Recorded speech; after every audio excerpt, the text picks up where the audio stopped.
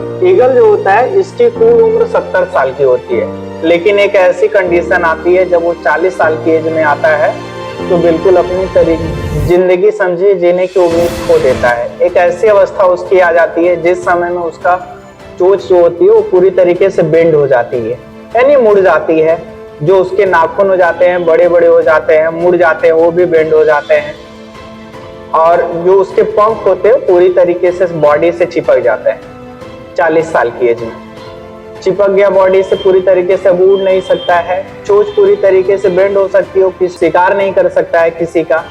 पैर आप उसका बेंड हो गया है, किसी को पकड़ नहीं सकता है। तो ये सब सारी चीजें अब धीरे धीरे ऐसी उसके साथ कंडीशन आ गई कि वो भूखे मर सकता है, लेकिन वो अब से स्ट्रगल करना शुरू करता है। वो हार नहीं मानता है। वो एक लंबी चोटी पर अपने जो पास में होती है चोटी पर वहां पे चला जाता है और एक शिला पर पत्थर पर अपनी चोंच को खूब मारता है, रगड़ता है। तो और रगड़ता है, इतना रगड़ता है खूब जब तक टूट न जाए।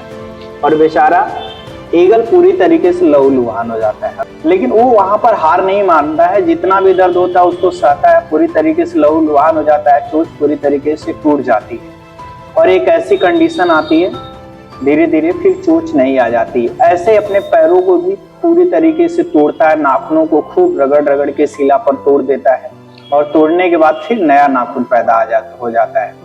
फिर जब उसकी चोंच आ जाती है नहीं तो उसी चोंच से अपने पैरों को तोड़ के नीच नीच के बॉडी के पैरों को एकदम फेंकता है। इसके बाद नया पर भी आता है। फिर वहां से एक नई कहानी अपनी शुरू करता है ईगल। इसके बाद 30 साल और जीता है, उड़ता है, फिर अपना शिकार करता है।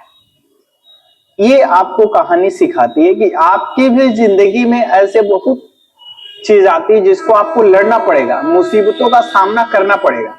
अगर आप हार जाओगे, टूट कर वहीं बिखर जाओगे, बैठ जाओगे, तो फिर आप अपनी मंजिल को नहीं पा पाओगे। मंजिल को पाना है तो आप लड़ते रहो, अपने आप से लड़ो, अपनी परेशानियों को लड़ो, सभी चीज से फेस करना सीखो। जिस दिन फेस करना सीख जाओगे आपको मुश्किलें आसान लगने लगेगी।